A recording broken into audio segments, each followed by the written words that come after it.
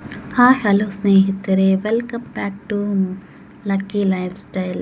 ಈಗ ಉತ್ತರ ಕರ್ನಾಟಕ ಶೈಲಿಯ ಮಸಾಲ ರೊಟ್ಟಿ ಚಪಾತಿಯನ್ನು ಹೇಗೆ ಮಾಡುತ್ತಾ ತೋರಿಸ್ತೀನಿ. ನಾನಿಲ್ಲಿ ಒಂದು ಈರುಳ್ಳಿ, ಒಂದು ಟೊಮೆಟೊ, ಒಂದು ಕ್ಯಾರೆಟ್ ತಗೊಂಡು ಚೆನ್ನಾಗಿ ಹೆಚ್ಚಿ ಸೈಡಲ್ಲಿ ಇಟ್ಕೊಂಡಿದ್ದೀನಿ. ನಂತರ ಒಂದು ಪ್ಯಾನ್ ಇಟ್ಟು 1 2 ಸ್ಪೂನ್ ಆಯಿಲು, ಸಾಸಿವೆ, ಜೀರಿಗೆ, ಕರಿಬೇವು ಚಟಪಟ ಆದ ನಂತರ ಈರುಳ್ಳಿ ಹಾಕಿ ಚೆನ್ನಾಗಿ ಫ್ರೈ ಮಾಡ್ತಿದ್ದೀನಿ. ಸ್ವಲ್ಪ ಈರುಳ್ಳಿ ಕಲರ್ ಚೇಂಜ್ ಆಗಿದ ತಕ್ಷಣಕ್ಕೆ ಟೊಮೊಟೊ ಹಣ್ಣು ಇರುತ್ತಲ್ಲ ಅದನ್ನು ಹಾಕ್ಕೋತಾ ಇದ್ದೀನಿ. ಟೊಮೊಟೊ ಹಣ್ಣು ಹಾಕಿದ ತಕ್ಷಣ ಅದನ್ನು ಚೆನ್ನಾಗಿ ಬೇಯಿಸ್ಕೋಬೇಕು. ಅದನ್ನು ಚೆನ್ನಾಗಿ ಮಿಕ್ಸ್ ಮಾಡ್ಕೋಬೇಕು. ಎರಡನ್ನೂ ಚೆನ್ನಾಗಿ ಮಿಕ್ಸ್ ಮಾಡಿದ ತಕ್ಷಣ ಅದು ಬೆರೆತೆ ಆಗಿದೆ ಅಂತ ಗೊತ್ತಾಗಿದ ತಕ್ಷಣ 1 ಕಪ್ ಕ್ಯಾರೆಟ್ ಇದೆಯಲ್ಲ ಅದನ್ನು ಕೂಡ ಆ್ಯಡ್ ಮಾಡಿಕೊಂಡು ಚೆನ್ನಾಗಿ ಮಿಕ್ಸ್ ಮಾಡ್ಕೋಬೇಕು.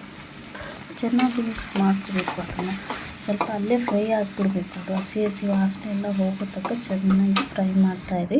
ಆನಂತರ ಇಲ್ಲಿ ನಾನು ಸ್ಪೆಷ್ ಮಸಾಲ ಸ್ವಲ್ಪ ಒಂದು ಚಿಟಿಕೆ ಆಗೋಷ್ಟು, ರುಚಿಗೆ ತಕ್ಕಷ್ಟು ಉಪ್ಪು, ಒಂದು ಚಿಟಿಕೆ ಅರಿಶಿನ, ಇಷ್ಟು ಖಾರಕ್ಕೆ ತಕ್ಕಷ್ಟು ನಿಮ್ಗೆ ಎಷ್ಟು ಬೇಕು ನೋಡ್ಕೊಂಡು ಹಾಕ್ಕೊಳ್ಳಿ.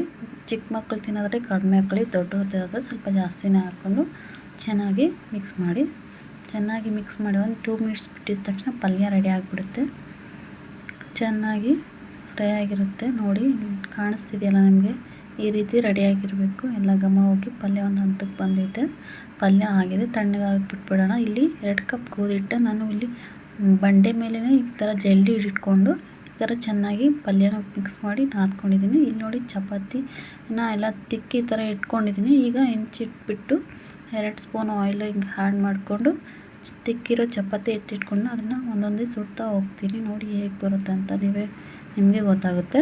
ನಾವು ನೋಡ್ತಾ ಇದ್ದೀರಲ್ಲ ಚಪಾತಿ ಎಷ್ಟು ಚೆನ್ನಾಗಿ ಕಾಣಿಸ್ತೈತೆ, ತಿನ್ನೋಕ್ಕೂ ಅಷ್ಟೇ ಚೆನ್ನಾಗಿರುತ್ತೆ. ಒಂದೇ ಒಂದು ಸತಿ ನಿಮ್ಮ ಮನೇಲಿ ಟ್ರೈ ಮಾಡಿ. ಚಿಕ್ಕ ಮಕ್ಳು ಇದ್ದವ್ರಿಗಂತೂ ಇದು ತುಂಬಾ ಇಷ್ಟ ಆಗುತ್ತೆ. ಸ್ಕೂಲ್ಗೆ ಹೋಗಿ ಬಂದಿದ್ದ ತಕ್ಷಣ ಮಕ್ಕಳಿಗೆ ತುಂಬ ಇಷ್ಟಪಟ್ಟು ತಿಂತಾರೆ. ನೀವು ಒಂದು ಸತಿ ಮನೇಲಿ ಲೈಕ್ ಮಾಡಿ ನೋಡಿ. ಇಷ್ಟ ಆದರೆ ಲೈಕ್ ಮಾಡಿ, ಶೇರ್ ಮಾಡಿ, ಕಮೆಂಟ್ ಮಾಡಿ. ಹಾಗೆ ನನ್ನ ಚಾನಲ್ಗೆ ಸಬ್ಸ್ಕ್ರೈಬ್ ಮಾಡೋದು ಮಾತ್ರ ಮರಿಬೇಡಿ. ಪ್ಲೀಸ್ ಸಪೋರ್ಟ್ ಮಾಡಿ ನನಗೆ. ಧನ್ಯವಾದಗಳು.